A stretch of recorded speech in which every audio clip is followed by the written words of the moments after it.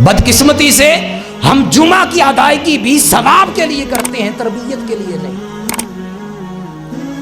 جمعہ کا اجتماع ثواب کے لیے نہ تھا، بلکہ اس کا مقصد یہ تھا کہ لوگ آئیں، اکٹھے ہوں، ان کی تربیت کی جائے کہ زندگی گزارنی کیسے، زندگی گزارنے کے اصول کیا ہے۔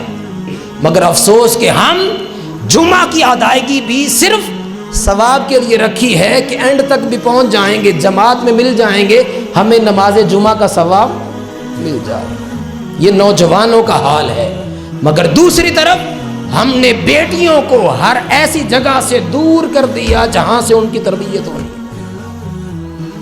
نماز جمعہ سے دور کر دیا، اور اسلامی اجتماعات سے ہم نے اپنی بیٹیوں کو دور کر دیا۔ اب ان کو تربیت کہاں سے ملنی ہے؟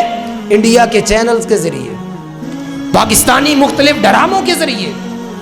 اگر ان چیزوں پر، ان محاذ پر اگر آپ اپنی اولاد کی تربیت نہیں کریں گے تو لا محالہ کل کلاں وہ آپ کا گریبان پکڑیں گے، اور انہوں نے وہی کرنا ہے جو ان کی تربیت ہوگی۔